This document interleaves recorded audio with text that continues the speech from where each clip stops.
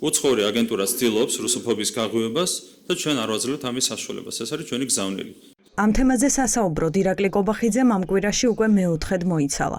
აგვისტოს ომის მძიმე დღეებს პრემიერი რუსოფობიაზე საუბრისთვის და რუსი ტურისტების დასაცავად იყენებს. არ უნდა დაუშვათ, რომ პოლიტიკური უთანხმოებები, წარსულში დაშვებული პოლიტიკური შეცდომები თუ გლობალური ომის პარტიის მიერ საქართველოს ომში ჩართვისა და რუსეთთან მეორე ფრონტის გახსნის გეგმა ხალხთა შორის ტრობის საფუძველი გახდეს, რადგან საზოგადოებებს შორის ურთიერთობების შენარჩუნება და მშვიდობიანი თანაცხოვრება ბევრად უფრო მნიშვნელოვანია, ვიდრე ნებისმიერი პოლიტიკური კონიუნქტურა. კობახიძისთვის რუსოფობია ქართული საზოგადოების ერთ-ერთი მთავარი გამოწვევაა, თუმცა ამტკიცებს, რომ ის არაბუნებრივია და ამ განწყობას ხალხში ხელოვნურად ქმნიან. ხელოვნური კამპანიის მაგალითებად კი გასული წლების რამდენიმე შემთხვევას გვისახელებს და უფრო გაუგებარს ტოვებს, რატომ ჩათვალა მან საჭიროდ ამ თემაზე საუბარი დღეს. ჩვენ რადგან ვხედავთ, რომ საგანგებო ყურადღებას უთმობს Deep State ამ რუსოფობიურ კამპანიას, ჩვენ საგანგებო ყურადღება უნდა დავუთმოთ ამ კამპანიას და საზოგადოებას უნდა მივაწოდოთ სრული ინფორმაცია ამ საკითხთან დაკავშირებით. რა დასტურებს, რომ საზოგადოებაში არის რუსოფობია? გითხარით მაგალითად. მე შეგახსენებთ, ხო? საკრუიზო გემს რო დახვდნენ თქვენი პარტიული აქტივისტები და თქვენ რო ამას აჟიტირებული აშუქებდით. ეს საზოგადოების რუსოფობია კი არ იყო, ეს ხო უცხოური აგენტურის რუსოფობია, ну თქვენი რუსოფობია, თქვენი პარტიის რუსოფობია. რა მაგალითებიც მოყავთ ახლა წლების წინანდელ ამბავს იხსენებთ და ახლა რატომ გახდა ეს საჭირო, რომ ასეთი ყურადღება მიაქციო? ახალი კამპანია, ბანერები თქვენი პარტიაქტივისტები ხო დადიან პლეარზე. ეხლა ხო ნახეთ ჩვენ ვიდეოების კასკადი. რამდენი ადამიანი დადის? ეს აგენტები არიან, აგენტები და თქვენ აშუქებთ ამას, რომ ხალხი აპროტესტებს რუს ტურისტებს საქართველოს, თქვენ აშუქებთ ამას.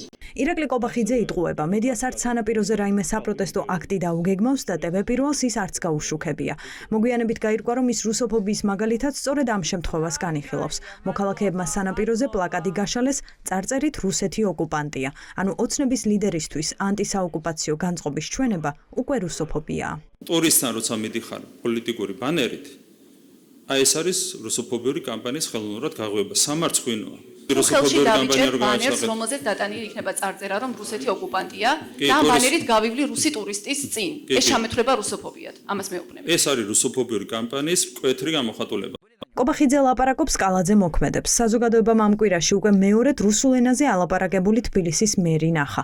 პირველად თუ დავუჯერებთ რუსი ბლოგერის შემთხვევით ნახა. მეორე კი ჯერ არ განუმარტავს. ამ ვიდეოში კალაძე რუსი ტურისტების მოზიდვას ცდილობს. В нашей стране никто не относится плохо ни к одному туристу. Какой бы национальности он не был. Ни к русским, ни к украинцам, ни к гражданам европейских, азиатских или других стран.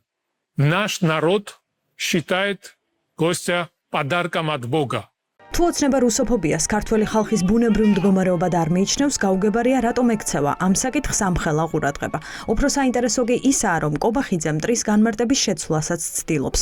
გუშინ რუსეთს მტერი ვერ უწოდა, დღეს კი თქვა, რომ მტერში არ არსებულ Deep State-ს გულისხმობს. თქვენ ცოტა ხნის წინ როცა საუბრობდით, ესეთი სიტყვები გამოიყენეთ და მინდა რომ გკითხოთ, მტრებმა მიზანს ვერ უნდა მიაღწიონ, საზოგადოებამ უნდა დაიცვას თავი. აი გუში როცა მტერთან დაკავშირებით თქვენ განმარტება გააკეთეთ, ასეთი რამ თქვით, რომ თუ ქვეყანას უწოდებთ მტერს, მაშინ ქმედებებიც უნდა მოაყოლოთ.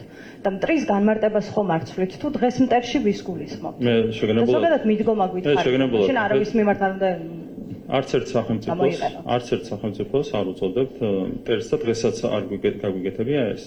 ანუ არც ერთ ამიტომ კითხვაში ასეთ ცოტა. ვის გულისხმობთ მაშინ? ანუ მე რომელიმე სახელმწიფოსთვის მეწოდებინა მტერი, მაშინ თქვენი შეკითხვა იქნებოდა რელევანტური, მაგრამ ასე არ გამიგეთებია, ამიტომ თქვენი შეკითხვა არ არის რელევანტური, ლოგიკაში გავიჭედეთ ახლა. რას ვაკეთებთ, რომ ჩვენმა მტრებმა მიზანს ვერ მიაღწიონ, ასე ვაკეთებთ, ხო? კი, მტრებმა. მტრებში ვის გულისხმობთ? მტრებმა. Deep State-ს. აჰა. ისტორიის არცოდნა და ვალდებულებები რუსეთთან. ისტორიკოსებმა ასე ახსნეს კობახიძის დაჟინებული მცდელობა, რომ მტრად რუსეთი არ მოიხსენიოს. სახელის ვერ დარქმევა არა სიფრთხილე, არამედ არაპრინციპულობაა, ამბობენ ჩვენი რესპონდენტები და ფიქრობენ, რომ ეს რუსეთთან ურთიერთობებში ჩვენთვის სასიკეთო შედეგის მომტანი ვერ იქნება.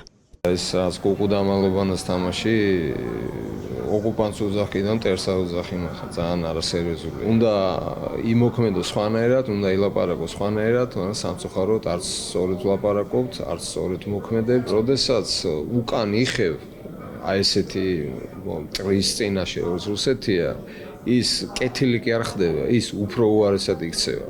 ეს როგორ ვერ ისწავლა ამ ხალხმა მე არ მის ხალხში მეგულისხმობ ის ვინც ახლა ასე ლაპარაკობს ძალიან მარტივია შეისწავლა რუსეთის ბუნება აი ამ იმპერიის ბუნება იმასთან რაც უფრო რბილი და რბილი ენის ლაპარაკი რაც უფრო ენის მოჩლექით ლაპარაკობ მით უფრო უარესად იქცევა თუ დაგინახა წაქცეული გადაგივლის. ოცნების პრემიერ კობახიძეს არანაირი ინდივიდუალიზმი არ აქვს. ამიტომ ის ახმიანებს ივანიშვილის გზავნილებს და ივანიშვილის შიშებსაც სახელმწიფო პუტინის მიმართ.